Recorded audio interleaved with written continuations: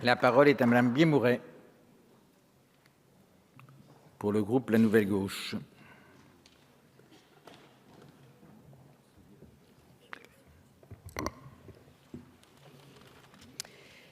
Monsieur le Président, Madame la Ministre, mes chers collègues, nous constatons que le budget de votre ministère est globalement maintenu par rapport à l'année dernière, ce qui est en somme tout à fait satisfaisant au regard d'autres budgets moins chanceux.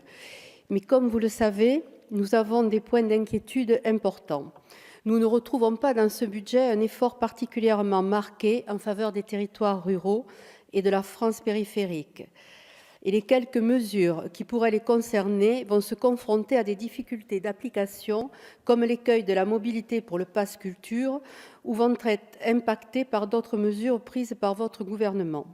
Nous le constatons dans le programme Patrimoine, dont nous craignons grandement que les nouveaux projets, centralisés pour la plupart dans la région parisienne, ne viennent siphonner la grande majorité des crédits qui pourraient être attribués au territoire.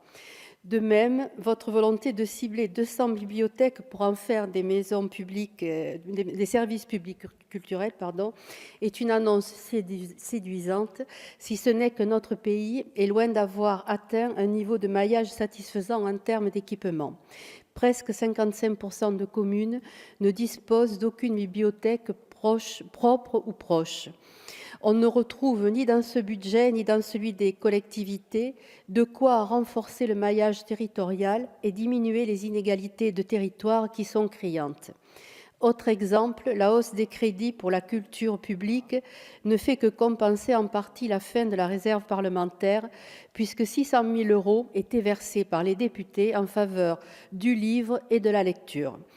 Enfin, la priorité que vous souhaitez donner à l'éducation artistique et culturelle, qui, selon vous, va permettre un accès équitable à la culture pour tous les enfants, ressemble étrangement pour nous à un autre dispositif remis en cause par votre majorité, la réforme des rythmes scolaires. Mais notre inquiétude principale porte sur le budget de l'audiovisuel public, qui est en baisse de 36 millions d'euros par rapport au budget de 2017. Le maillon fort de notre audiovisuel public est finalement et injustement le maillon faible de votre budget pour l'année 2018.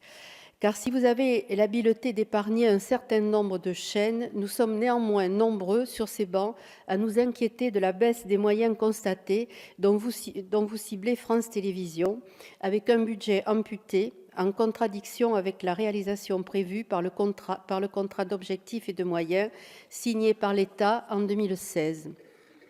Cette coupe sévère des moyens va fragiliser les offres de France Télévisions, qui sont pourtant très appréciées du public, très attachées à un service de l'audiovisuel public de qualité, selon un récent sondage. Le groupe a pourtant déjà fait de nombreux efforts en ne remplaçant pas de nombreux personnels, en poursuivant la réforme de ces structures et en procédant à des investissements conséquents en matière de numérique. Et ce n'est pas le document de travail concernant la contribution du ministère de la Culture au comité Action publique 2022 que Le Monde s'est procuré hier, qui va nous rassurer sur les futures orientations que vous souhaitez donner à l'audiovisuel public avec la suppression de France O et le regroupement en holding de France Télévisions, Radio France et d'autres sociétés du secteur. D'ailleurs, il est à la fois inquiétant et surprenant que vous ayez porté plainte, Madame la Ministre.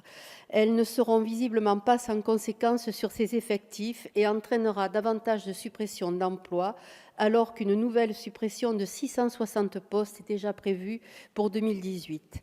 Dans un marché aussi concurrentiel face aux GAFA, le service public doit avoir la capacité de rester un repère essentiel pour nos concitoyens en matière de formation et de contenu culturel. Vous ne pourrez pas faire l'économie d'un débat public sur le devenir du service audiovisuel public. Pour le groupe Nouvelle Gauche, le signal que vous envoyez à travers ce budget est un facteur d'affaiblissement. C'est pourquoi nous nous abstiendrons. Je vous remercie. Merci, ma chère collègue.